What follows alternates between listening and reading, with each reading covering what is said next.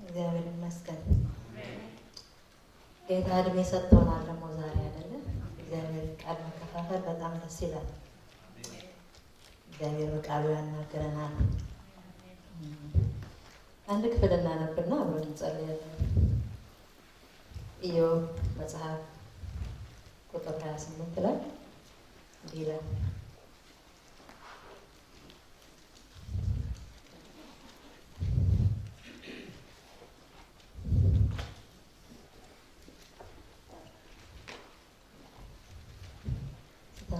ነው የሚያሰማው ዛሬ በጌታ ስም አነባዋለሁ። ምዕራፍ 28 ከቁጥር 23 እና 24 እናነብና እንጸልያለን። እግዚአብሔር መንገዷን ያስተውላል፣ እርሱም ስፍራዋን ያውቃል።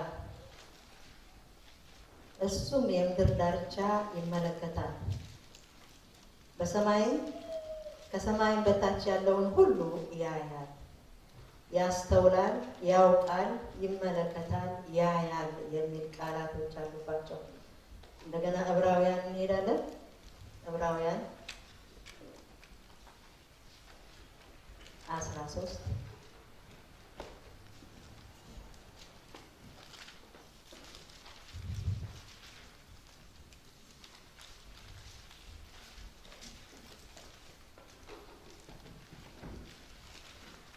ቁጥር 4 ላይ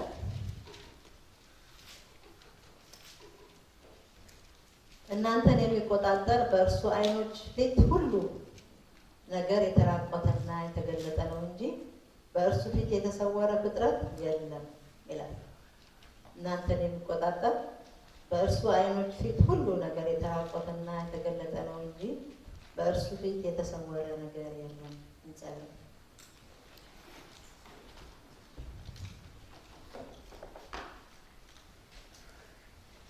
የዘላለም አምላክ እግዚአብሔር ሆይ እናመሰግንሃለን። ከፍ ካለው ነገር ሁሉ በላይ ከፍ ያልክ አምላክ ስለሆን ዓይኖችህ ስለሚያዩን ጌታ ሆይ መንገዳችንን ስለምትመለከት እግዚአብሔር ሆይ በእኛ ያለውን ነገር ስለምታውቅ ጌታ ሆይ ተመስገን። ዛሬ ደግሞ በሰማኸውና ባየኸው ነገር ደግሞ እንድትናገረን እግዚአብሔር ሆይ በኢየሱስ ክርስቶስ እንጸልያለን። የሚያውቅልኝን አየሁት እንዳለች ዛሬ ጌታ ሆይ የምታውቅልንን አንተን እንድናይ ዓይኖቻችንን እንድታበራ የውስጥ ሕሊናችን እንዲመለከትህ ጌታ ሆይ ብቻችንን ባለንበት ስፍራ እንዳየህን እንድናውቅ መንፈስህ በዚህ ሰዓት በሙላት እንዲለቀቅ እንጸልያለን። ለእኔ ተናገረን፣ ለወንድሞቼና ለእህቶቼ በፊትህ ለተሰበሰብነው ለእያንዳንዳችን ቅዱስ መንፈስህ ቃልን ያስተምራል። በጌታችን በመድኃኒታችን በኢየሱስ ክርስቶስ አሜን አሜን።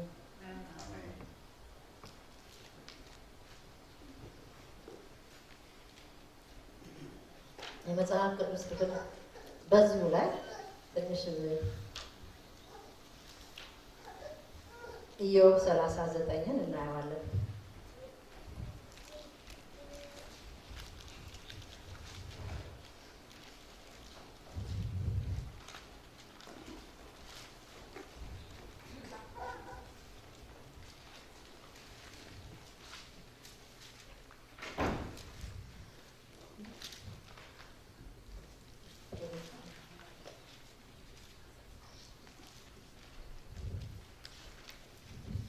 ሰማ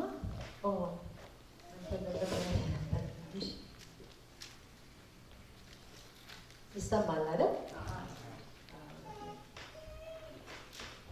ኢዮብ 39ን አነበዋለሁ። ጌታ ኢዮብን ያነጋገረበት ክፍል ነው። ኢዮብ በብዙ ነገር ያልፍ ነበርና ከቁጥር በምዕራፍ 38 ላይ ማነጋገር ይጀምራል እና እግዚአብሔር ራሱ ኢዮብን ያናገረው ቃል ነው። እንዲህ ይለዋል፣ የበረሃ ፍየል የምትወልድበትን ጊዜ ታውቃለህን? ዋላይቱስ የምታመጥበትን ጊዜ ትመለከታለህን? እርሷ የምትፈጽመውንስ ወራት ትቆጥራለህን? የምትወልድበትን ጊዜ ታውቃለህን? ይንበረከካሉ፣ ልጆቻቸውን ይወልዳሉ፣ ከምጣቸውም ያርፋሉ። ልጆቻቸው ይጠነክራሉ፣ በሜዳም ያድጋሉ፣ ይወጣሉ፣ ወደ እነሱ አይመለሱም ይላል። ስለምንድን ነው እግዚአብሔር የሚያወራው? በበረሃ ስላለች ስለ አንዲት ፍየል ያወራል። የበረሃ ፍየል። ስንቶቻችሁ የበረሃ ፍየልን እንደምታውቁ አላውቅም። ካጠናችሁ ታውቁታላችሁ። እግዚአብሔር ግን መጀመሪያ ባነበበው ቃል ላይ ምን ነበር የሚለው? የፍጥረት ሁሉ አምላክ እንደሆነ ነው የተናገረው እና እኛም ብቻ ሳይሆን ፍጥረትን ሁሉ ማወቅና መረዳት ይችላል ማለት ነው። በዘፍጥረት 1 ላይ የምናያቸውን ቅጠሎቹን፣ ከዋክብቶቹን ሁሉ በስማ ያውቃል አይደለም? እኛም ብቻ አይደለም ያውቀው፣ ሁሉን የፈጠረውን ሁሉ ይመለከታል፣ ያያል፣ ያስተውላል፣ መጨረሻ ደግሞ ይመጣል። የመልእክት ርዕስ እንደዛ ነው። ጌታ ይመለከታል እና ዋላይቱን ያያታል፣ ይጠይቀዋል። እና ኢዮብ መልስ አልነበረውም እንደምታውቁ፣ መጨረሻ ላይ አፉን ይይዛል አይደል? እግዚአብሔር ግን ምን ማለቱ ነው? ጌታ ምን እያለው ነው? በረሃ ስለ በረሃ ፍየል ትንሽ እንድናይ እፈልጋለሁ። የምትኖረው በበረሃ ነው። እዚህ ላይ በረሃ ስለሚል ማለት ነው። እንደገና በመዝሙር 104:18 እያወጣን ትንሽ እናያለን። ቃሉን ማየት ደስ ስለሚለኝ ረጃጅም ተራሮች ለዋሎች ይላል እና ዋላዎች የት ነው የሚኖሩት? በረጃጅም ተራራዎች። ባታወጡትም ያዙ፣ ግን ለማረጋገጥ ያመቻል። ቃል ማየት ደስ ይላል። እኔ ስለምወድ ነው፣ ብዙ አላገለማመጣቸው። እንደገና ዘዳግም 14 ላይ ምን እናያለን? ዘዳግም 14 ምን አይነት እንስሳ እንደሆነች ለማየት ስለሚመቸን ዘዳግም 14 እንመለከተዋለን። ያ ክፍል ብዙ ጊዜ ስለ እግዚአብሔር ስለተለዩ ሕዝብ ነው የተጻፈውና ቁጥር 14 ምዕራፍ 14 ቁጥር 3 ላይ እርኩስን ሁሉ አትብላ፣ የምትበሏቸው እንስሶች እነዚህ ናቸው: በሬ፣ በግ፣ ፍየል፣ ዋላ፣ ሚዳቆ፣ የበረሃ ፍየል፣ አጋዘን፣ አጭ፣ በራይል፣ ድኩላ ብሎ ይቀጥላል። ሌላ ሰኮናቸው የተቀጠቀጠና የማይበሉ ናቸው እነሱ። ስለዚህ ከምን ወገን ናት እቺ ዋላ ወይም የበረሃ? ከንጹህ ናት፣ ከርኩስ አይደለች፣ የተለየች ናት። ሁለተኛ ሌላ ባህሪዋ የምትበላ ናት ማለት እንደ ጅብ በበረሃ ነው የምትኖረው አይደል? በበረሃ ስትኖር ግን እንደ ጅብ እንደ አንበሳ አትቆጠርም። እነሱ የሚበሏት ነች እንጂ ከእነሱ ጋር አትደመርም። እንድትለይታችሁ እንዳታውቃ ስለፈለኩ ነው። የምትበላ ወገን ነች እንጂ የምትበላ አይደለችም። እግዚአብሔር ያውቃታል ማለት ነው። መኖሪያዋ በየት ነው?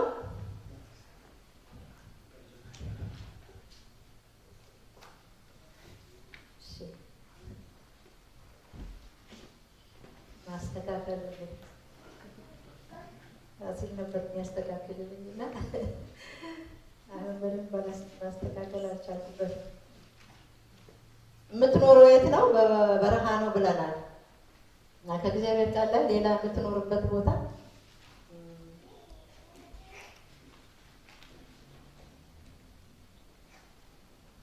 በረጅም ተራራ ነው ብያለሁ። በኢሳይያስ ላይ ኢሳይያስ 34 ላይ እንመለከታለን ከማን ጋራ እንደምትኖር ማለት ነው። ለምንድን ነው እሷን የመረጥኩት? እግዚአብሔር ያውቃታል። የምትሆነውን ነገር ስታምጥ ያያል ማለት ነው። ስትወልድ ያውቃል። የምታልፍባቸውን መንገዶች ያውቃል የእሷን እና ለምን እንደዛ ፊት አረጋት ብዬ አሰብኩኝ። እሷን እና ለእሷ ብቻ አይደለም ደግሞ ለጀኔሬሽኗ ነው። ስታመጥ ተንበርክካ ታመጣለች ያለ አይደል? በማማጥ በመንበርከክ የሚማጥ ምጥ እና የምትጨነቅበትን ነገር ሁሉ ያያል። በዛ ስፍራ ምንም ነገር የለም አይደለም? እንደዛ የሆናችሁ ይመስለኛል ሳስብ። ምክንያቱም ጌታ ብዙ ነገር ወደ ልብ ያፈስ ነበር። የነበረኝ አጭር ጊዜ ነው፣ ግን በጣም ብዙና ለብቻ ያላችሁ ይመስላችኋል። እንደዚህ እግዚአብሔር ያያችኋል፣ ያውቃል። የምታልፉበትን መንገድ ያውቃል። እሷ የምታልፉበትን መንገድ ያውቅ ነበር። ስታመጥ ያያት ነበር። ስትወልድ ያያት ነበር።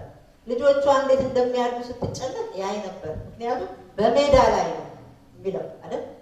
ከልለንም ደብቀንም አይሆንም። የእሷ ልጆች ግን በሜዳ ላይ ናቸው ይላልና እንደገና ደግሞ ይሮጣሉ ይላል። በዛ በሜዳ ላይ ይጠነክራሉ፣ ወደ እሷም አይመለሱ።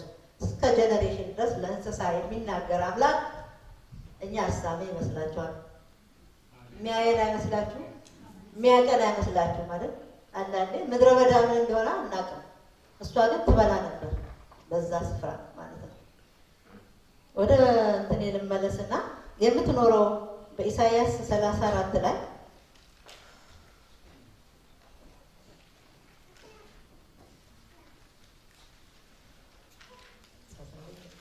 34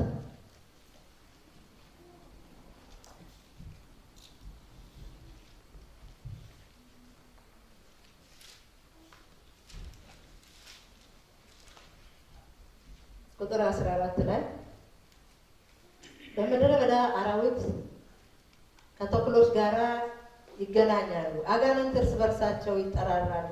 ጅንም በዚያ ትኖራለች፣ ለእርሷ ማረፊያ ታገኛለች። በዚያም ዋልያ ቤቷን ትሰራለች፣ እንቁላሏን ትቀፈቅፋለች ይላል። በምድረ በዳ ትኖራለች። እቺ የበረሃ ፍየል ከማን ጋር ነው የሚያኖሯት? እዚህ ጋር ተኩላዎች አሉ፣ አጋንንት ይላል ነው ይጠራራሉ ይላል። እንግዲህ ምሳሌያዊ ይሆናልና ዋልያ በዚያ ቤቷን ሰርታ አርፋ ትቀመጣለች። በነዛ መካከል ነው አይደል እግዚአብሔር ስለፈቀደ። በጣም ያስገርማል። ዝም ብላችሁ ስታይ የምትበላ ናት። እነዛ ሁሉ ይበሏታል አይደል? እና ከበግ ጋር ስለተቆጠረች የእኛም ሕይወት እንደዛ ነው። ጌታ ካለ እንደ በጎች በተኩላዎች መካከል ላኳችሁ አለ ጌታ። በሚቦጫጭቋችሁ ማለት ነው። በተኩላዎች መካከል የምትኬድ ላም ወይም በግ ምን የምትሆናል? ቁርስ መሆን ትችላለች፣ አንድ ጉርሻ መሆን ትችላለች፣ ትንሿ። እንደዛ ላኳችሁ ነው የሚለው እግዚአብሔር አይደል? በተኩላዎች መካከል። ስለዚህ የምንኖረው በተኩላዎች መካከል ነው ማለት ነው። አንበሳው መካከል ነው። ጌታ ግን ከዛ ሁሉ የበላይ ሆኖ ይኖራል። አይኖቹ ይመለከታሉና እሷን ነው የሚነግረው ለኢዮብ። እሷን እንኳን አይቻልም። ምክንያቱም ኢዮብ ብዙ ተነቃነቀ። የሚያነቃንቅ ነገር በህይወቱ አለፈ። ያለ እግዚአብሔር ፈቃድ የሚሆን ነገር ምንም ነገር የለም። እግዚአብሔር አይተውም አይጥልም። እሷን በደንብ የተመለከታት ሰው ማን ነው? አዋቂ አስተዋይ የሆነ ሰው ነው የሚያውቃትና ዳዊትና ሰለሞን ይችን ዋልያ ያዩዋት ይመስላሉ። እሱን እንየው እስቲ። አንደኛ ሳሙኤል ምዕራፍ 24 ላይ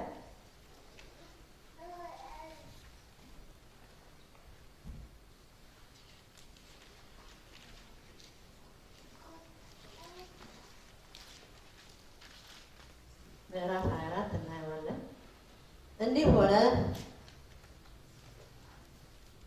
ሳኦል ፍልስጤማውያንን ከማሳደድ ከተመለሰ በኋላ ዳዊት በአይን ጋዲ ምድረ በዳ አለ የሚል ወሬ ደረሰለት። ሳኦልም ከእስራኤል ሁሉ የተመረጡትን 3000 ሰዎች ወሰደ።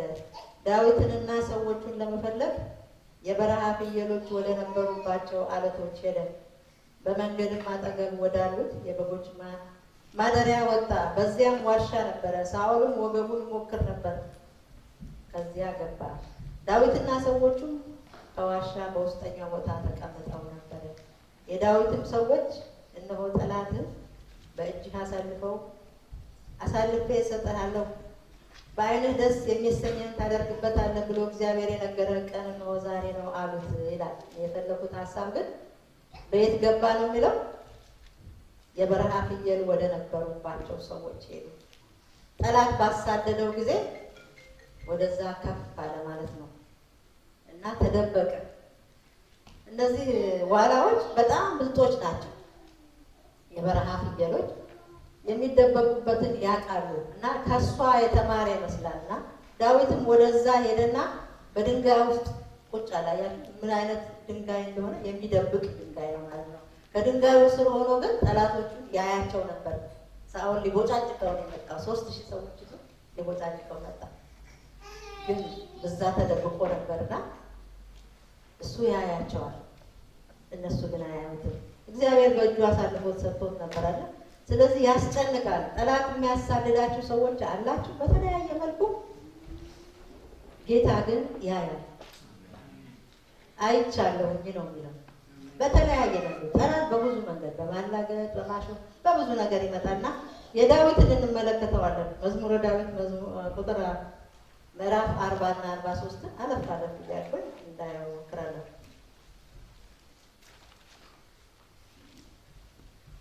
የምናውቀው ቃል አይደል? ዋላ መዝሙርም አለን እንዘምራለን። እንዴት ብሎ እንደዛ አለ? ዋላይቱን ያይ ስለነበረ እና ትጠማለች። ለምንድን ነው የምትሮጠው? የምትጠማ ስለምትሮጥ ከጠላቶቿ ለመሸሽ ለመደበቅ ትሮጣለች። እንደ ሚዳቋ ሯጭ የለም አይደል? እግዚአብሔር ቃል ላይ ቦታ አዛሄል እንደ ሚዳቆ ይሮጥ ነበረ ይላል። በጣም ትሮጣለች ማለት ነው።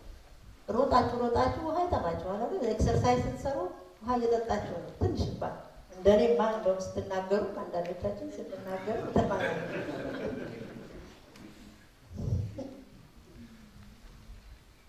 እንኳን ሮጠ።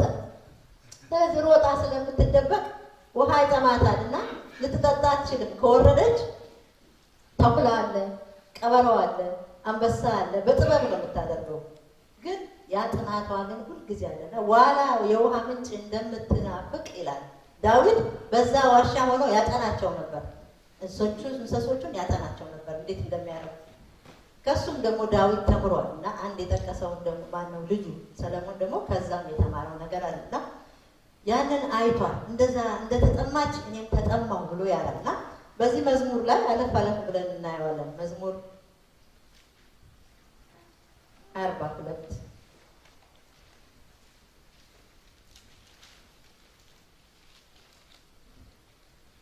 በጌታ ስም አነበዋለሁ። ከቁጥር 1 ላይ ዋላ ወደ ውሃ ምንጭ እንደሚናፍቅ አቤቱ እንዲሁ ነፍሴ ወደ አንተ ትናፍቃለች። ነፍሴ ወደ ሕያው አምላክ ተጠማች። መቼ ደርሳለሁ? የአምላክን ፊት መቼ አያለሁ? ዘወትር አምላክህ ወዴት ነው ሲሉኝ እንባዬ ቀንና ሌሊት ምግብ ሆነኝ። ይህን ሳስብ ነፍሴ በውስጤ ፈሰሰች። ወደ እግዚአብሔር ቤት ወደ ምስጋና መኖሪያ ስፍራ እገባለሁና ይላል። ከዛ ቁጥር 5 ላይ ነፍሴ ሆይ ለምን ታዝኛለሽ? ለምንስ ታውኪኛለሽ? የፊቴን መድኃኒት አምላኬን አመሰግነው ዘንድ በእግዚአብሔር ታመኝ። ቁጥር 6 ላይ አምላኬ ሆይ ነፍሴ በውስጤ ውስጥ ታወከች ይላል። ስለዚህ በዮርዳኖስ ምድር ብሎ ይቀጥልና ቁጥር 9 ላይ እግዚአብሔር አንተ መጠጊያዬ ነህ፣ ለምን ረሳኸኝ ይላል።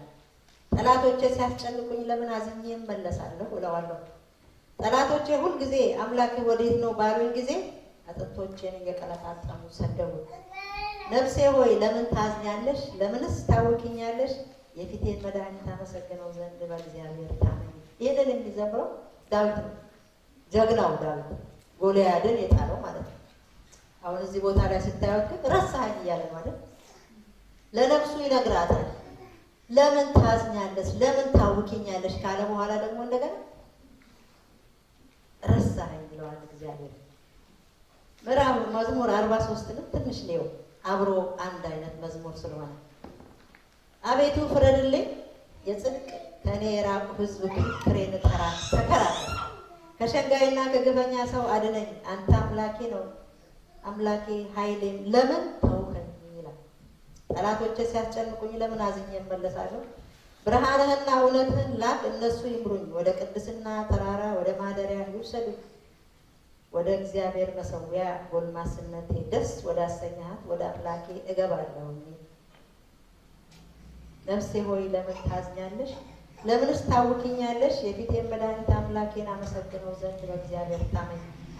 እዚህም ላይ እንደዛ ነው እና ምን ይላል? ጎልማስነቴን ደስ ወደ አሰኝ። የድሮውን ያስታውሳል። ጎልማሳ እያለ ገና ሳውል ሳያሳድደው ማለት ነው። በዛ በበረሃ እያለ እየዘመረ ደስ ብሎት ይውል ነበር። ከአንበሶቹ ጋራ ከበጎቹ ጋራ እየተናጠቀ ደስተኛ ነበር። ያንን ያስታውሳል። አሁን ግን በንጉሥ ቤት እያለ ምንድን ነው የሆነው? ተባራሪ ስደተኛ ሆኗል። ለነገሩ ንጉሱ ቤተሰቡ ነበር ማለት የልጁ ባል ነው ዳዊት። እንደዛ ይሆናል አንዳንዴ ከቤተሰቡ ጋራ እንደዛ አይነት ችግር ይፈጠራል። ስለዚህ ያዝናል። በቃ የማይላቀቁት ነገር ነው እንደዛ አይነት ነገር። ለምን ታዝኛለሽ? ለምን ትስታውቂኛለሽ? የፊቴን መድኃኒት እግዚአብሔርን አመሰግነው ዘንድ በእግዚአብሔር ታመኝ ይላታል። አርቆ ነው የሚያየው የፊቱን መድኃኒት አይደል? እኛ አለን ያ መድኃኒት እግዚአብሔር ይመስገን። እሱ አርቆ ያያል ብሉይ ኪዳን ስለሆነ። ምክንያቱም ምን ብሎ ይናገራል እዚህ ላይ? ማን ይምሩኝ ነው የምለው? ብርሃንህና እውነትህን ላክ እነሱ ይምሩኝ ይላል ብሉይ ኪዳን። በአዲስ ኪዳን ግን ምንድን ነው? ለሰው ሁሉ የሚያበራ እውነተኛ ብርሃን ይመጣ ነበር፣ በዓለምም ነበር፣ ዓለምም አላወቀውም ይላል አይደል? እኛ በብርሃን የምንሄድ ጌታን ያገኘን ብርሃንን ያወቀ እነሱ ይምሩኝ ይላል። ሁለተኛው ምንድን ነው የሚለው? እውነት ይምራኝ ይላል። እኔ እውነት መንገድ ነኝ፣ ከኔ በቀር ወደ አብ የሚወጣ የለም አለ ጌታ። አሁን በዛ ውስጥ ነው የምንሄደው አይደል? እውነቱ ተገልጦልናል። መብራቱ ከኛ ጋራ ነው። ግን መብራቱን እስቲል እያየንም እንጨነቃለን።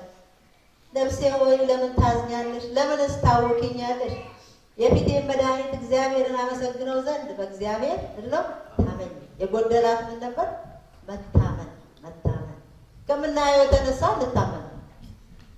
ከዙሪያችን የተነሳ አንታመን። ጠላት ስንወጣ ስንገባ ያስጨንቀናል አይደል? በዙሪያችን አንበሶች አሉ። ፊዚካል ባይሆንም ሰይጣን ራሱ አንበሳ ብርሃን መልአክ ሆኖ ራሱን ይቀይራል አይደል? ኑሯችን ውጣ ወረድ ሲሆን እናዝናለን። ለምን ታዝኛለሽ? አንዳንድ ሰዎች መጡና ስንት ጊዜ ነው ዘመንሽ? ስንት ዓመት ነው?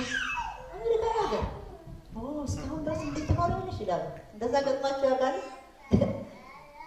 እግዚአብሔር አሜሪካን ሀገር ሲያመጣኝ የኒክሰን ሚስት ሊያደርገኝ አላመጣኝ አይደል? የኔን ምሰሪ ብሎ ጠራኝ እንጂ አሜሪካ ስለሆንኩ ዋይት ሀውስ አልኖርም። እዛ የሚኖሩ የተለዩ ናቸው። የራሳችንን ነው የምናደርገው አይደል? አንዴ ቶሎ ይሳካላችኋል። ይገርማችኋል። የእግዚአብሔር አሰራር ልዩ ልዩ ነው። 15 16 ዓመት የስራ ፈቃድ የሌላቸው ወንድሞችና እህቶች አሉ። አንዳንዶቹ ደግሞ ገና ከሀገራቸው ፈቃድ አግኝተው ወደ ሀገር ይመጣሉ። እሰየው። ግን ይሄኛው ያኛውን መውጋት አለበት የለበትም። ይሄኛው እንዲህ ያኛው እንደዛ አይደል? ስለዚህ እንደዚህ ካለ እግዚአብሔር ያውቃል። የዛችን የዋልያ የምታመጥበትን ቀን ይቆጥራል። እግዚአብሔር 5 ወር ያህል ያረግዛል እነዚህ የበረሃ ፍየሎች። ጌታ ግን ያንን ያያል። በዛ ውስጥ የምታልፍበትን ነገር ያያል፣ ይቆጥራል። ጌታ ቀን ይቆጥራል። አዲስ ኪዳን ላይም በኋላ አያለሁ እናየዋለን። እና ዳዊት እንግዲህ ጎልያድን የገደለው ሰውዬ ነው እንዲህ የሚያደርገው። የእሱ ጊዜ እንደዛ ነበር። ያለፈበት ብዙ ነው። አንድ ቦታ ላይ እንደውም መርሬ የምነው ክብ በሰጠኝና ከዚህ በጠፋው ይላል። በርሬ በጠፋው የሚልበት ቦታ አለ አይደል? በኋላ ቆይቼ እግዚአብሔር እንደጸናው እሱም ዘፈቅ አለ አገሮቼ በረግረግ ላይ ያቆማቸው ይላል። እግዚአብሔር የሚያቆም አምላክ አሜን። ደስ ይለኛል እኔ ሳስበው። በምናልፍበት መንገድ ሁሉ ግን አይኖቹ ከኛ ጋር ናቸው። ይህንን እርግጠኞች ልንሆን እንችላለን። ምክንያቱም አንዱ ስሙ ራሱ የእግዚአብሔር ያያል ነው አይደል? ኤሮኤል አለችው። የምታልፍበትን አጋር የምታልፍበትን መንገድ ያውቅ ነበር። እሷ ግን የሚመስላት በአብርሃም ቤት ብቻ ያለ ነው ይመስላል፣ እዛ ስላወቀችው ማለት ነው። አንዳንዴ እዛ ያለ ይመስላል፣ አንዳንዴ ኢትዮጵያ ብቻ ያለ ይመስለናል። እዚህ ሀገር ስትመጣ እዚህ የለም ስናየው ሁሉ ስናየው ሀገሬ እያለሁ እንደዚህ እያለሁ እግዚአብሔር የምድር ሁሉ ዳርቻ ፈጣሪ ነው አልሰማህምን ይለዋል። ያለውን አላወቅህምን ለምን እንዲህ ትናገራለህ ይለዋል። እግዚአብሔር እዛም እዛ ነው አይደል? በትንሹ ነው የምናየው። በቃ በሆነ ቦክስ ውስጥ እዛ ውስጥ ነው። ከዛ ከወጡ እግዚአብሔር የለም። አጋር እንደዛ ነው ይመስላል። ብታውቁ አብርሃም ቤት ብቻ ነው። እግዚአብሔር ግን ጻድቅ ፈራጅ ነው። በዛም የሆነባትን ያቅ ነበር። አያዳለም አይደል? እግዚአብሔር አንቺ ደሃ ነሽ ለሀብታሞች አይደል? እሷ ወዳ አይደለም እስማኤልን የወለደችው፣ ሳራ ሰጠችው። በፊዚካልም ስታሰቡት የስንት ዓመት ሽማግሌ ነው። ግብፃዊቷ እኮ ገና ልጅ ነች። ለእሷ አትገባ። እነሱ ተማከሩና ግን በእሷ ታነጽ ሆናለሁ ብሎ ሰጠች። በኋላ ያ ልጁ ስታገኝ ጊዜ ደግሞ እሷ ተገበች፣ በለጠቻ። ምክንያቱም አብርሃም የሚፈልገውን ነገር ስላገኘች እሷ ደግሞ እና አሰቃየቻት ይላል። ስቃዩ ሲበዛላት ወደ በረሃ ሄደች። እግዚአብሔር ግን ያይ ነበር፣ ሁሉን ያይ ነበር፣ አያዳል። እሷ ትልቅ ናት፣ እቺ ትንሽ ናት፣ እቺ ባሪያ ናት፣ እቺ ጌታ ናት አይ። ስለዚህ ደረሰላት አይደል? መቸገርሽን ሰምቷልና ይላል። እንዴት ደስ ይላል! ግራ ሲገባት ያኛውማ በቃ በኋላ እህል ሰጥቶ እኮ ሰጣት አይደል? አሰናበታት። በቃ የሚያደርገው ነገር የለም። ከሳራ ጋር ሆነ ማለት ነው። እንደፈለገ ወደዚህ ሲሆን እንደዛ ይሆናል፣ ወደዛ ሲሆን እንደዛ ይሆናል። እግዚአብሔር ግን ጻድቅ አምላክ ስለሆነ አያትና በውኑ የሚያይኝን አየሁ እንደሚያያት አታውቅም ነበርና እንደዛ እንደማያያችሁ የማይመስላችሁ እግዚአብሔር ያያችኋል ባላችሁበት ሰፈር። እንደዛ አይነት ነገር ደሞዛችሁ ሲቀያየርባችሁ፣ ዘመናችሁ ሲፈጅ እግዚአብሔር ትቶኛል እግዚአብሔር አለች ይላል አይደል? እንደዛ የምንልባቸው ዳዊት እንደዛ ካለ እኛ ምን እንላለን አይደል? እሱ ጎልያድን በአደባባይ እየገደለ ነው አይደል? እንደዛ እምነት ከፍና ዝቅ ይላል። እንዳይሆን ግን እግዚአብሔር ምን ያደርጋል? እግራችንን እንደገና መልሶ ያቆመዋል፣ በአለቱ ላይ ያቆመዋል። እግዚአብሔር የተመሰገነ ይሁን።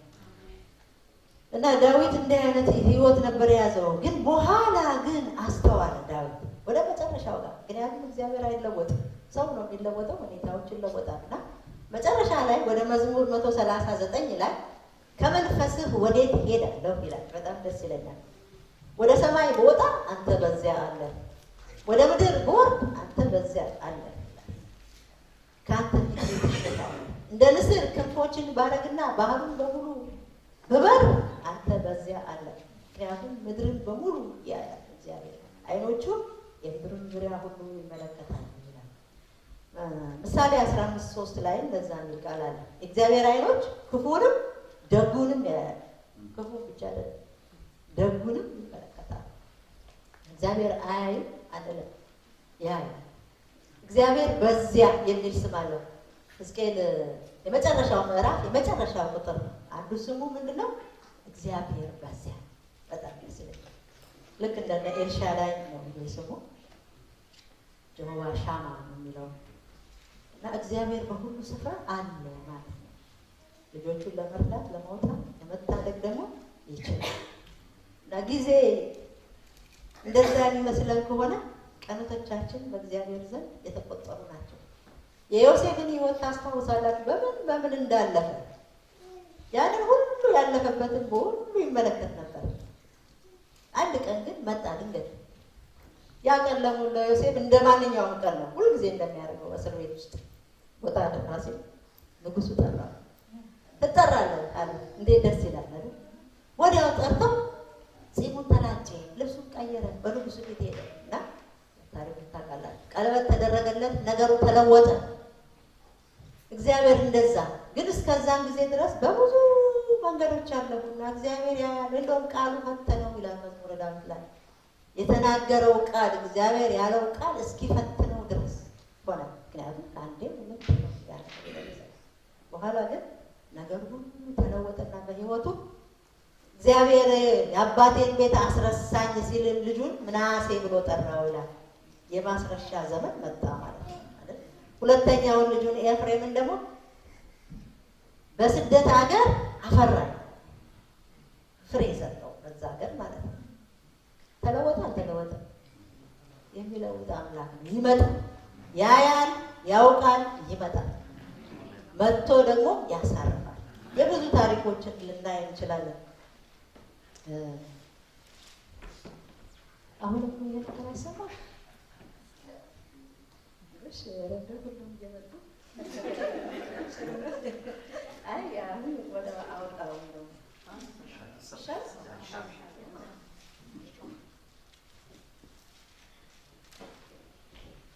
እንደ ህዝብ ደግሞ እንደ ህዝብ አሁን ይሰማል። ለኔ ይሰማል፣ ያኛው ለኔ ይሰማኝ ነበር። እንደ ህዝብ ደግሞ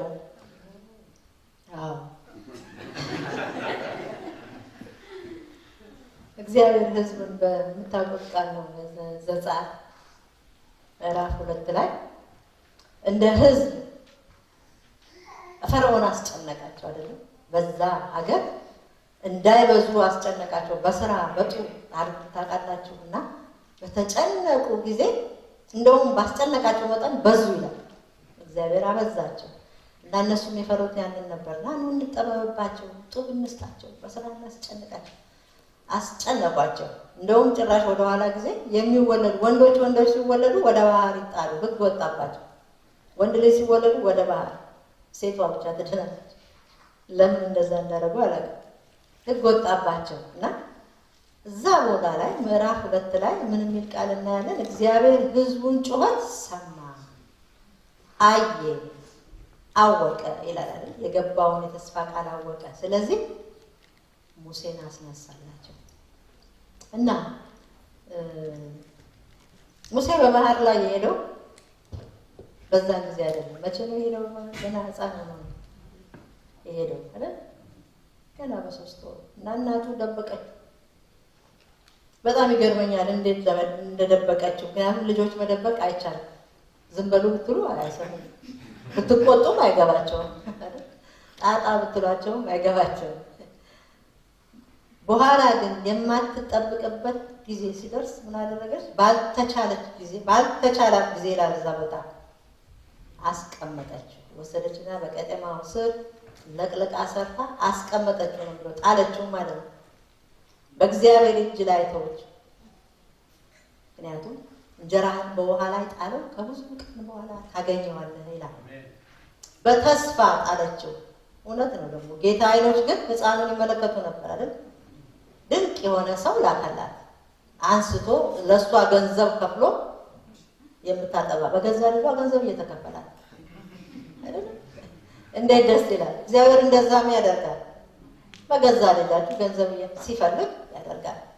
ያውቃል ማለት ነው። እግዚአብሔር ያውቃል እንዴት እንደሆነ እና ያንን እናያለን። እንደ ሕዝብ እግዚአብሔር ያውቃል፣ ያወጣል። ከዛ አወጣቸውና በኋላ ደግሞ ወደ ምድረ በዳ ሰደዳቸው። እግዚአብሔር ምድረ በዳ ይወዳል።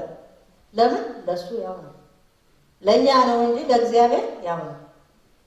ጨለማ ለእግዚአብሔር ብርሃን ነው አይደል እንዴ? በጨለማ ውስጥ ያበራል። አያውቀውም እንደውም ጨለማ ምን እንደሆነ እኛ ነን የምናውቀው። ምክንያቱም ጨለማ በሱ ዘንድ ጨለማ አይደለም ብርሃን ስለሆነ ማለት ነው። እና እግዚአብሔር ያውቃል ልላቸው የፈለጉት ማንን አውቋል? ለዳዊት አውቆለታል፣ እኛንም ያውቀልናል ማለት ነው። ለሙሴም አውቆለታል። ሙሴ ራሱ ትልቅ የእግዚአብሔር ሰው ነው። በባህር ላይ የተራመደ መዓት ነገር ያየ በኋላ አስጨነቁት ሰዎቹና ስጋ አምጣ ብለው ስጋ ካልበላን በቃ ሞተን እንገኛለን አሉና እግዚአብሔር ዘኍልቍ 11 ላይ እሱን አሁን ጠዋት ስመጣ በልቤ ውስጥ ጌታ ይሞላዋል። ዘኍልቍ 11 ላይ ነው በአፍንጫቸው እስከሚወጣ ድረስ ስጋ በላቸዋለሁ አለው ለሙሴ መጣና ህዝቡን እንደዛ በላቸው። ምኞታቸው ስጋ ነው በአፍንጫቸው እስከሚወጣ ድረስ። ከዛ በኋላ ሙሴ ራሱ ምን አለ? ይሄ ህዝብ እኔ የምጠብቃቸው ነው የሚለው እዛ ቦታ ላይ ዘኍልቍ 11 ላይ ታገኙታላችሁ። 600 እግረኛ ናቸው። 1 ወር ሙሉ ስጋ በላቸዋለሁ የምትለው በዚህ ውስጥ በሬ ታርዳለ? ምንድነው የምታደርገው ይለዋል እግዚአብሔርና ይሆን እንደሆነ አይሆን እንደሆነ ታውቅ እንደሆነ ይህን ታያለህ ይለዋል ጌታ። ሙሴ ራሱ ተጠራጠረ ማለት ነው አይደል? ያን ሁሉ ታምራት ምን ያየው ትልቁ ሰው በባህር ላይ ሲራመድ ባህሩ ሲከፈል ያየው ሰው እግዚአብሔር እንዴት ነው ይሄንን የምታደርገው? እንደዛ ምንለው ነገር አለ አይደል? የኔስ ነገር አይሆን ለሱ ሆኖለታል። እንደዛ ነው። በአጠገባችን አንዱ ተነስቶ አንድ ነገር ያደርጋል አይደል? አንዱን ከፍ ብሎ እናየዋለን። እኛ ገና እዛ እንሰራለን። አሜሪካን ለዚህ ጥሩ ነው። ሌሊትም ያሰራል፣ ማታም ያሰራል፣ ጠዋትም ያሰራል። የቤት ኪራይ ይወስደዋል ገንዘቡ አንድ ያጠራቆ ዳት በአመቱም ያው ነው። እኔ ጉልበቴን ፈጀሁ እንደዛ የሚል ቃል አለ ኢሳይያስ ውስጥ። ለማይጠቅም ነገር ጉልበቴን ፈጀሁ፣ እግዚአብሔር ግን አፌን ስለታም አድርጎ አስመስሎኝ ነበር፣ በሰገባ ውስጥ ደብቆኝ ነበረ፣ ነገር ግን ዋጋ የለኝም ይላል። እንደዛ የሚያሰኝ ነገር አለና እግዚአብሔር ግን ምን ያደርጋል? ያውቃል ማለት ነው። የሁሉም ያያንዳንዱ የተለያየ ነው። አያይም የምንለው ነገር በጣም ብዙ ነው። የእያንዳንዳችን ግን ልዩ ነገር ነው። እግዚአብሔር ግን ያያል። እግዚአብሔር ግን ይሰማል። እግዚአብሔር ግን ይለውጣል። አጋርን ለወጠ። ተመለሽና ሂጂ አላት። እንደውም አንቺ ተመለሽና ሂጂ፣ ልጅሽም እንዲህ ይሆናል። እንደዚህ ነው ከነገራት በኋላ መልሶ ሳራ ጋር ልካታል እና በዛ ትወልዳለች። 13 ዓመት ልጇ በእሷ ቤት ነው ያሳደገችው አይደል? በኋላ ደግሞ እንደገና ሁለተኛ እስከምትሄድ ድረስ ከነጨራሽ እስከምትሄድ ድረስ እና እግዚአብሔር ይመልሳል። እግዚአብሔር ያውቃል። ለእኛ ያወቀልን መቼ ነው? ጌታ ኢየሱስ ክርስቶስን ሲልክልን ለእኛ ያወቀልን። ምን ይላል? በዮሐንስ 17:3 ላይ ብናየው ደስ ይለኛል።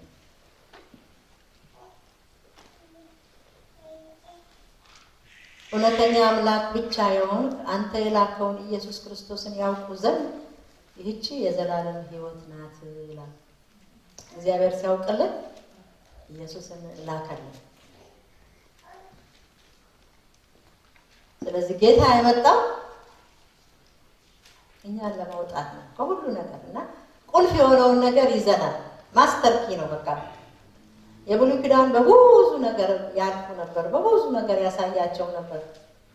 አይኖቻቸውን ግን እያነሱ በዛ ላይ ቆመዋል። እና ጌታ ለእኛ መጣልን። ወደ ገዛ ወገኖቹ አልተቀበሉትም። መድኃኒታችን ማለት ነው። ዳዊት ምንድነው ያለው? ነፍሴ ሆይ ለምን ታዝኛለሽ? የፊቴን መድኃኒት። ለእኛ ደግሞ መድኃኒት ማነው? ኢየሱስ ነው። አመሰግነው ዘንድ በእግዚአብሔር ታመኑ። በሱ ላይ ከሆነ ነገራችን ሁሉ ነው። እና ይችን ዋልያ በደንብ ስታጠኗት መልካም ናት። ደግሞ ማነው ስሙ ልጁ ሰለሞንም በምሳሌ 5 ላይ እናየዋለን። ምሳሌ 5 የመልካም ምሳሌ የመልካም ሚስት ምሳሌ ነች። ደግሞ እዛ ላይ እንደሱ አድርጎ ያስቀምጧታል ሰለሞን ምሳሌ ውስጥ ነው። በጉብዝና ሚስት ደስ ይበልህ የሚለው ላይ ቃል ነው። እንደ ዋላይቱ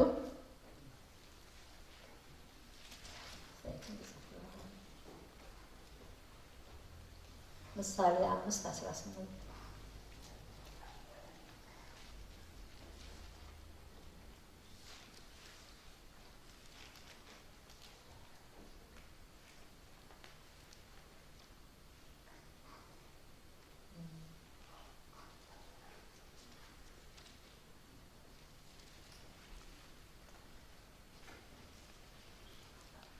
በመልካም ሚስት ትመሰላለች። 5:18 ላይ ምንጩ ብሩክ ይሁን የጉብዝና ሚስት ጋር ደስ ይበልህ፣ እንደተወደደች ዋላ እንደተዋበችም ሚዳቋ ጡቶቿ ሁልጊዜ ታርካ በፍቅሯም ሁልጊዜ ትከብ ይላል። ሚዳቋና ዋላን እዚህ ላይ ታያላችሁ አይደል? የተወደደች ነች ማለት ነው። ዋላ የተወደደች ነች፣ እንደገና የተዋበች ነች። የእሷ ችግር በእግዚአብሔር ፊት ውበት አለው ማለት ነው። እናት ናት አይደል? እዛ ስንመለከታለን እንደገና እዚህ ጋር ከሚስት ጋር ትወዳደራለች። እንደዛ አይነት ህይወት አላት። እሷን ያያል ጌታ። እግዚአብሔር አይኖች ያችን ዋላ ያያል። የምታልፍበትን፣ የምትቸገርበት፣ የምትቦጫጭቋት መካከል እንደተቀመጠች ያያልና እንደዛ አይነት ነገር ውስጥ ካላችሁ እግዚአብሔር ያያችኋል። እግዚአብሔር ያውቃል። እግዚአብሔር ደግሞ ይመጣል። ጌታ ኢየሱስ እንደዛ ነው የመጣውና መልካምን እያደረገ ዞረ ይላል። እንደዚህ ዘመናቸው የቆየ ሰዎች ጋር ይሄድ ነበር። እዚህ ላይ ዮሐንስ 5 ላይ ወደ ቤተሳይዳ ሄደ። እዛ ብዙ በሽተኞች አሉ፣ የተለያዩ በሽተኞች። ምክንያቱም መልአኩ መጥቶ ባህሩን ሲያናውጠው መጀመሪያ የገባ ሰው ይፈወስ ነበር። እንደዛ ግን ያለ ሰው እዛ አለ። ስንት ዓመቱ ነው ያ ሰውዬ የምታውቁት? 38 ዓመት ሙሉ እዛ ተቀምጧል። ጌታ ግን አውቆ ወደሱ ሄደ እና ይጠይቀዋል። ልትድን ትወዳለህ ሲለው እሱ ምን ይላል? እኔ ሰው የለኝም። ልትድን ትወዳለህ? ወይም እድናለሁ ወይም አልድንም ነው መልሱ አይደል? እወዳለሁ ወይም አልወድም። የእሱ ችግር ምን ነበር? ሰው የለኝም ነው የሚለው። ሰው የለኝም። እንደዛ የምትሉ ሰዎች አለ። ሰው እኔ ጋር አይደርስም፣ ሰው አይጠየቀኝም፣ የሚመጣ ሰው የለም። ጌታ ኢየሱስ ፍጹም ሰው ፍጹም አምላክ ነው። እሱ ያውቃል። ጓዳ ውስጥ መግባት ይችላል። ሰው አይኖርም፣ ሊደርስ አይችልም። የሰው የተወሰነ አይደል? ስለዚህ ጌታ ግን ይመጣል እና ሰው አላችሁ፣ ፍጹም የሆነ ሰው አላችሁ። ኢየሱስ የሚባል የሚያይ አይኖቹ በራእይ ላይ እንደ ሞተ በግ ሆኖ ቆሞ ነበረ ይላልና 7 ቀልቦችና 7 አይኖች አዩት። ፍጹም አይኖች አሉት። በየት እንደ ኤክስሬ ያነሳል ታውቃላችሁ። ዳዊት እንደዛ ነው ያለው መዝሙር 38 ላይ አጥንቶቼን ያልተሰራ አጥንቶቼን አየሃቸው ይላል። ቅድም ጀምሬው አልጨረስኩትም። ኩላሊቴን መረመርክ። ኩላሊት የሚያነሳ ማን ነው? ኤክስሬ አይደለም የሚያነሳ። እንደዛ ያያል ማለት ነው። የተራቆቱ ናቸው ሲሉ ራቆት ማለት ነው። ልብሴን ባለብስ ታውኛላችሁ ራቆቴን። ልክ እንደዛ በእግዚአብሔር ፊት እንደዛ ነው። የተደበቀ ነገር የለም። ድካማችንን ያውቃል አይደል? በብዙ ነገር አልፈን ተወጣጥረን በቃ ወደ ቸርች ወደ ጓንት ስንሄድ አበጣጥረን ፀጉራችንን አድርገን በቃ እንደኛ የለም። እግዚአብሔር ግን ያውቃል። እግዚአብሔር ግን ያውቃል። ስለዚህ ምንድነው? በእግዚአብሔር ደስ ይበላችሁ። የሚያነሳ ነው። አውቆ የሚታዘው አይደለም የኛ ጌታ። የሚደግፍ ነው፣ የሚያቆም ነው፣ የሚያጸና ነው። እግሮችን እንደዋላ በብዕር ላይ የሚያወርዳት ይላል አይደል? በእግዚአብሔር ደስ ሊለን ይገባል። የእሱ ስለሆነ የሚያየን ስለሆነ የሚያውቅልኝን አየሁት አለ። ያውቃል፣ ጌታ ያውቃል።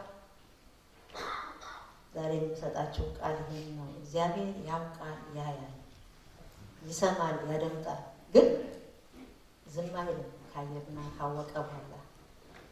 ያንን ሰው 38 ዓመት እንደዛ ሆኖ አይቶት ነበረ ይላል። ሌላ ቦታ ላይ ደግሞ በበረሃ እርቧቸዋል፣ አዘነላቸው ይልና ቀናቸውን ቆጠረ። እነዚህ ሰዎች ከኔ ጋር ሲሄዱ ስንት ቀናቸው ነው ታስታውሳላችሁ? 3 ቀናቸው ከኔ ጋር ነው እና የሚበሉትን ስጧቸው ይሏቸዋል። ይህ ሁሉ ህዝብ የሚያበላ ምግብ ከየት እናመጣለን? እንደገና ሐዋርያቶች ደግሞ አስቀምጧቸዋል። አስቀምጣቸውና 4000 ባርኮ አበላቸው አይደለም? ታውቁታላችሁ። ግን የፈለጉት ሀሳብ ቀናቸውን ግን ጌታ ቆጠረው። እኔን እየተከተሉ ሲሄዱ አሉ። ኢየሱስን ተከትሎ ሄዶ ያጣ ሰው የለም። ኢየሱስን ተከትሎ ሄዶ ያፈረ ሰው የለም። ጥለውት ይሄዳሉ እንጂ እነሱ። እሱ ግን በቦታው እንደገና እንደውም ተመልሶ ፈለጋቸው አይደለም? ልጆች ሆይ አንዳች የሚበላ ነገር የላችሁ?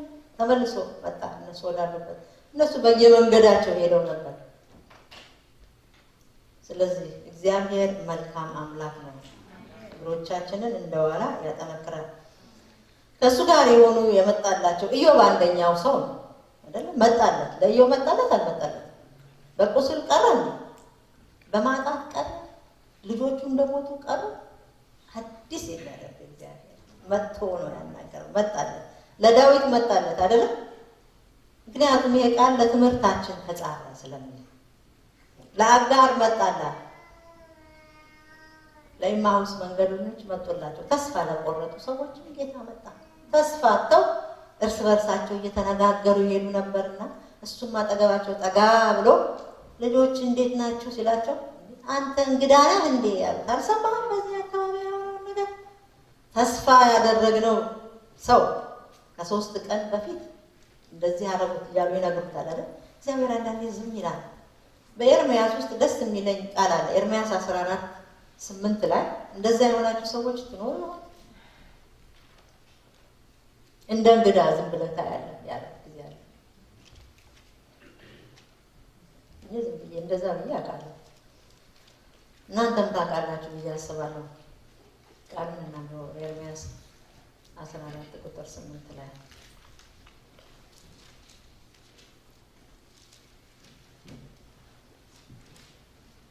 እግዚአብሔር ዝም ይላል አንዳንዴ።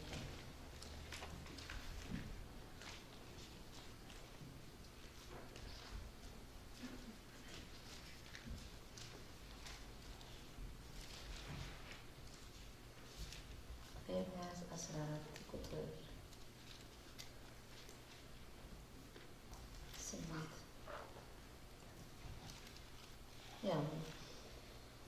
አንተ የእስራኤል ተስፋ ሆይ በመከራም ጊዜ የምታድነው በምድር እንደ እንግዳ ወደ ማደሪያ ዘወር እንደሚል መንገደኛ ስለምን ትሆናለህ? እንዳንቀላፋ ሰው ያድንም ዘንድ እንደማይቻል ኃያል ስለምን ትሆናለህ? አንተ ግን አቤቱ በመካከላችን እኛም በስምህ ተጠርተናል አትተወን ይላል። እንዴት ሆንክ ነው የሚለው? እንደ እንግዳ። እንግዳ ሰው ዝም ብሎ ያልፋል አይደል? እንግዳ ሆናችሁ ስትሄዱ ምንም ነገር ብታዩ አትገቡም። ለምን? እንግዳ ናቸው። እግዚአብሔር እንደዛ ሆነ እዚህ ቦታ ላይ። እስራኤል ህዝቡ ነው፣ በስሙ የተጠራ ህዝቡ ነው። እንደውም እንደሚያንቀላፋ ባህሪው እኮ የሚያንቀላፋ አይደለም አይደል? እስራኤልን የሚጠብቅ አይተኛም አያንቀላፋም የተባለለት እዚህ ቦታ ላይ ግን እንደሚያንቀላፋ ሆነና ነቢዩ ስለምን እንደዛ ትሆናለህ? ስለምን እንግዳ ትሆናለህ? አትተወን ይለዋል። እዛም ቦታ ላይ እንደ እንግዳ ሆነ አላወቅም ብለው ለሱ ለራሱ ይነግሩታል። ዝም የሚልበት ጊዜ አለ ልላቸው ነው አይደል? ማርያምና ማርታ ወንድማቸው ሊሞት ሲል ላኩበት። ሰምቶ ዝም አለ። እንደውም አልፎ ሄደ። በዛ በነበረበት ሀገር 2 ቀን ቆየ። የምትወደው ታሟል ብለው ሲልኩበት ማለት ነው። የምወደው ብሎ ነው ቀርፍ ብሎ ወዲያው አልመጣም። የሚያደርገውን ስለሚያውቅ ነው። ለሱ ሞትም ህመምም አንድ ነው። የሞተን መጥራት ይችላል፣ የታመመን ማዳን ብቻ ስላይደለ ዘገይ ይመስላል የዘገየ። በኋላ ግን አልዓዛር ተኝቷልና ወደዛ እንሂድ። ገና እንሂድ ሲላቸው ደቀ መዛሙርቶቹ እኛም አብረን እንሙቶ ያሉ እዚህ ላቸዋል። አይ ተኝቷል አላቸው። ቀየረው ቃሉን ማለት ነው። ለእነሱ የሚታያቸው ሞት ነው። ጌታ ግን መልካም አምላክ ነው። ስለዚህ በኢማሁስ መንገደኞች መጣላቸው እና እግዚአብሔር አይተውም አይጥልም። ዕብራውያን 13 ላይ ጥቅስ ሰጣችኋል። ብዙ መናገር ይችላል በዚህ ላይ ግን እግዚአብሔር ይመጣል፣ አሮጌውን ነገር ያስረሳል። ለዮሴፍ አስረሳል። ባሪያ የሆነበትን እስር ቤት የነበረበትን ነገር ሁሉ አስረሳል። ለዳዊትም እንደዚሁ አደረገ አይደለ? እንደውም ተስፋው በመጽሐፍ ተጻፈ ይላል። በጣም ደስ የሚለኝ ነገር ታሪኬ በመጽሐፍ ተጻፈ ብሎ ይናገራል መዝሙር 38 ላይ። ለካ እንደውም ዳዊት በመጽሐፍ የተጻፈ ሰው ነው፣ የታወቀ ሰው ነው ማለት ነው። ይህንን ብቻ እርግጠኞች እንድንሆን ያስፈልጋል። ምክንያቱም ራእይ 21 ምን ይላል? በሕይወት መጽሐፍ ያልተጻፈ ማንኛውም ነው የሚለው እዛ ጋር ሰው ወደ ባህር ተጣለ። አዋቂ የሆነ አይልም አይደል? በሕይወት ያልተጻፈ መጽሐፍ ማንኛውም ስለሚል ኢትዮጵያዊ የሆነም አይልም፣ ፈረንጅ የሆነም አይልም፣ አዋቂ ጌታ ደሃም የሆነ አይደለም። ማንኛውም ሰው ያልተጻፈ ሰው መጻፋችን ብቻ እርግጠኞች እንድንሆን። ከተጻፈ ታውቀናል ማለት ነው አይደል? እናንተ ሰርግ ስትጠሩ ስሙን ከጻፋችሁ ሰውየውን አውቃችሁ ነው የምትጽፉት አይደል? ያ ከተጻፈን የታወቅን ሰው ነው። በሕይወት መጽሐፍ ላይ ካለን በመዝገቡ ላይ የተጻፈን ከሆነ የታወቅን ሰው ነው። ያ ብቻ በቃ እግዚአብሔር ይባርካችሁ። ያልተጻፈን ካለን ግን ልንጻፍ ያስፈልጋል። ምክንያቱም ምርጫ የለም። ያልተጻፈ ሁሉ ምን ሆነ ነው ብለው በእሳት ባህር ተጣለ። ኢየሱስ ክርስቶስ ከእሳት ባህር ሊያወጣን መጥቷል። በዙሪያችን ካለው ከተለያየ ነገር ሊያወጣን መጥቷል። ምክንያቱም እኔ ከፍ ያልኩ እንደሆነ ምን አለ? ሁሉን ወደ እኔ እስባለሁ። ማግኔት ነው ማለት ነው። የሱ ዲኤንኤ ይስበናል። እንዴት እንደሚያደርገው እንኳን አላውቅም አይደል? ግን ያ ያለበት ሁሉ ይጣበቃል። በማግኔት እንደዚህ ያርጋችሁ ብረቶችን ብትፈልጉና ብዙ ነገር ቢደባለቁ ብረቱ ብቻ ነው የሚጣበቀው አይደል? አፈሩ ይጣበቃል? አይጣበቅም። የሕይወት መንፈስ ያለበት ሰው ግን ነው የሚሄደው ያንን የምንጠብቅ ከሆነ። ስለዚህ ጌታችን ይመጣል፣ እንደተናገረ ይመጣል። እንደዛ ነው። ለሳራ እንደተናገረ አደረገላት። ለእናታችን ከተናገረ ለእኛም እንደተናገረ ያደርግልናል። እመጣለሁ ብሏል ጌታ፣ ይመጣል። ምንም የለውም። ግን እስከዛ ድረስ ዕብራውያን ጥቅስ ሰጣችሁና ዘጋለሁ፣ ሰዓቱ ደርሷል። ዕብራውያን 13 ላይ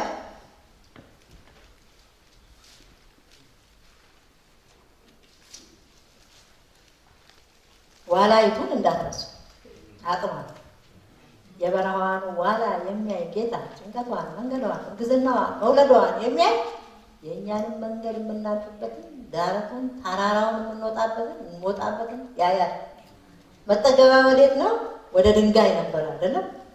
ሕያው ድንጋይ ጋር ተጠግተናል። እኛ በጽዮን የተመሰረተ የማያሳፍር ድንጋይ ወደዛ ተጠገናል።